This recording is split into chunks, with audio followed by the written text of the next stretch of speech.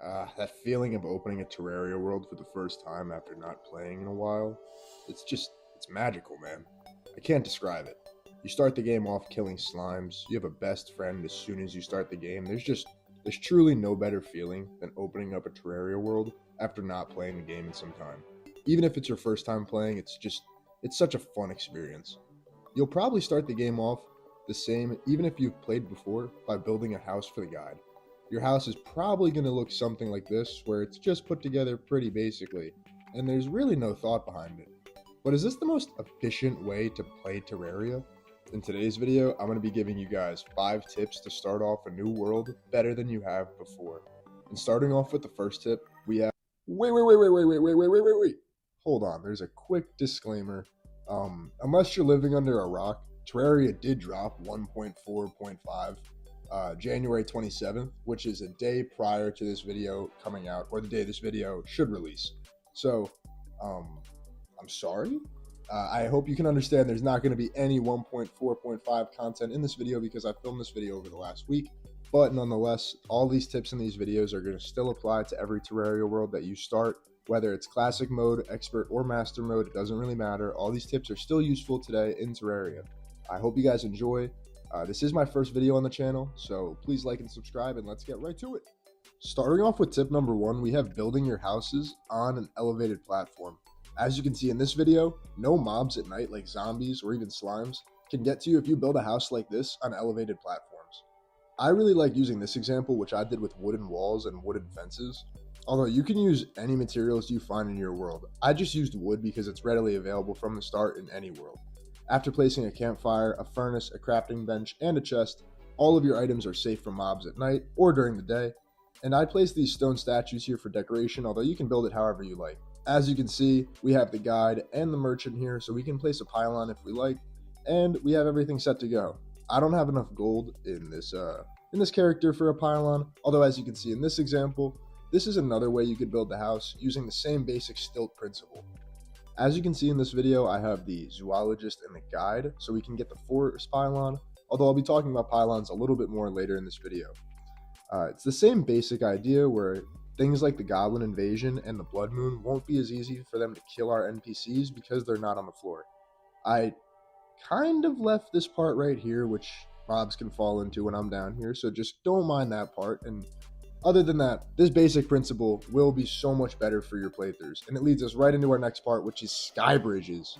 Building a sky bridge is such an essential part in pretty much any Terraria world for getting around quickly, or just finding the sky islands early in the game, which will allow you to get really good loot. You just have to make sure you stay away from the enemies up there because, yeah, they friggin' suck. It may look hard, although building a sky bridge is really easy. All you can do is start from your starting house and build a rope straight up in the air like I had shown here. Once you get to your desired height, you're going to place whatever material you'd like, extending out from the rope in a straight line. In this example, I've used stone, although you could use whatever you'd like. In this world that I have, I've built my entire house and NPC network connected to that sky bridge for ease of access. I also like doing this to build sort of like an NPC apartment system while I'm building my pylon network, while it also keeps all my NPCs together for ease of access. I also like to build things like my graveyard biome on my sky bridge because it keeps it out of the way and it's really useful for some craft. You'll just want to make sure to put a bunch of different access points like so in your world, so that way you can make sure you don't just go straight up into a giant floating line when you need to get to your sky bridge. In this world, I've built something like a tunnel, and it connects right to my evil biome for ease of access when I go to my sky bridge. I think this example works out very well, and it leads us right into our next point, which is building a elevator. Building a elevator is pretty much quintessential in a Terraria gameplay because it's absolutely imperative that you get to the underworld to start hard mode progression. And remember the fall damage that... Okay, whatever.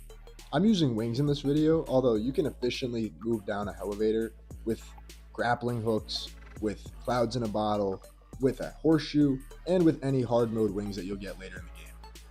Just make sure you stay away from enemies, like this guy here, and you can get right down to the bottom. Look at that landing, holy cow. The underworld is important because of the shadow chests, the hellstone ore that is down there, and then also because of the wall of flesh you'll have to fight, so it's imperative you build a bridge. You might be thinking to yourself, Zagen, I know how to build a elevator. Everyone in Terraria knows that you need to get to the underworld. But what you might have done is built it like this, and just built it inside your house like I have before, and that's not a bad idea, but I think you might want to try building multiple elevators on the either side of your evil biome. You got to clear out the enemies. I've clearly already tried this. Did I just get a paper airplane? What the hell? Okay, never mind that. We're just going to keep on building the elevator on the opposite sides of our evil biome. This way it'll contain it as we move into hard mode when the biome starts moving too fast for us to contain. Using the slimy saddle allows us to travel down the elevator much faster and is extremely useful for this alone, pretty much. I really don't use it for anything else. Fishing is something that everyone is underutilizing in Terraria. Now, you might be thinking, if you've played Terraria before, Zagen, I could give a crap about fishing. No one cares. It is the most boring part of Terraria. And while I hear you about that, I just, okay, maybe. But Terraria gives many good items to people that fish. You can actually get every single ore in the game, whether it's pre-hard mode or hard mode, just from fishing in Terraria. Maybe besides something like Luminite, but you know what I'm saying. Fishing is very rewarding. You can talk to the angler, and completing his quests can give you better fishing items, increasing your chances to get good loot. Fishing can also yield up some really cool unique items that you would have never gotten elsewhere in the game, including during the Blood Moon specifically, in which there are some really cool items, specifically the Sanguine Staff, which I really recommend getting your hands on if you haven't. Fishing is just one of those things that you might not want to do, but if you do put your time into it in Terraria, you're going to be rewarded by the game. Terraria wants you to fish, and they've included lots of different aspects in the fishing, and I can only imagine in 1.4.5 there's even more fishing items, that it's never going to be a bad time to fish in Terraria. To simply start fishing quests, you're going to want to head over to one of the ends of your map on the beach, and you'll find the angler right here. Once you talk to him, he'll give you a fishing quest right away, and that's really all there is to it. You can build a house for him, and he can move in, and he can even set a pylon for you at the beach. But that's pretty much the basics. Once you've got that, all you need to do is cast, and you're fishing.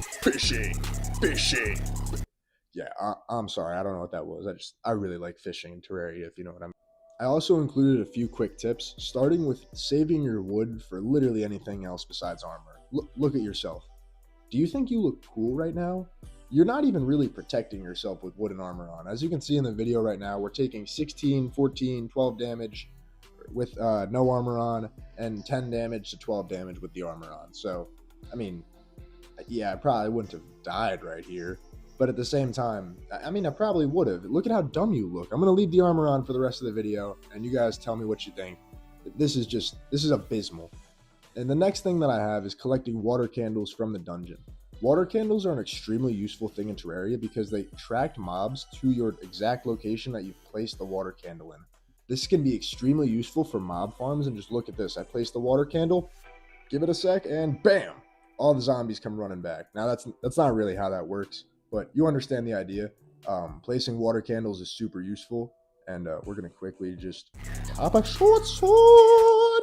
Yeah, sorry about that, but this leads right into our next point. Why would you even... The copper short sword is so cool. You start with it from the start, and that's just... Don't even craft any of the weapons in Terraria. Now, I'm not saying none of the weapons, because there are some cool weapons to craft, but there's so many cool weapons to find. And if you're playing a hard or master mode run, and you just need to save as many resources as you can, then I don't think you should worry about it. You'll find something cool. The last tip I have is building a pylon network, because pylons are an absolutely integral way of getting around your Terraria map, besides a sky bridge or traditional running or using a mount, because it allows you to teleport from different NPC houses that you build in corresponding biomes. There are a lot of different combinations in which you can do this, so I recommend looking it up, although I'll show you a few that I have here. Right here I have the gunner and the nurse, which you can... Hold on. What are you guys doing? Did I just walk in on something? I'm just going to leave you guys to it. You can build a tundra pylon using the mechanic and the goblin tinkerer. I don't really know what the connection is to the cold, but yeah, I mean, I guess. I really like using the mechanic also for the cavern pylon, but do as you like. You can build a jungle pylon using the painter and the druid, and this is somewhat more what I have to say is, you know, I understand why the druid is in the jungle for the jungle pylon, but the painter? What are you doing here? What? Okay, Darren. So, yeah, that makes sense, but you can build a pylon putting the painter and the druid in the jungle. Another pre-hard mode pylon that I would really recommend doing is the cavern pylon, which you can do with the demolitionist and the tavern's keep. And these are just some of the easiest NPCs which you can find. I did this one right here, and it connects pretty much perfectly to my underworld biome, and this way I can just get there with ease of access. I don't think I equipped any gear for this. I have no idea where I'm gonna fall. Yeah, nice. And I have no heart crystals on this character, no heals, no teleportation, nothing. That's how you do it, baby. I'm a pro. Okay, guys. I really hope you guys enjoyed the video. As you guys can kind of tell, this is my first ever YouTube video. I've really never done something like this before. I mean, I have as a kid, but I really wanted to do. I thought this was a great time in Terraria to make YouTube videos with 1.4.5 coming out. I've really been loving Terraria. As you guys can see, I'm also playing on mobile, but I'm going to be making videos in my laptop Terraria soon. If you guys made it to this point in the video, I hope you guys like, subscribe. I really appreciate you, and I hope you guys have an absolutely awesome day.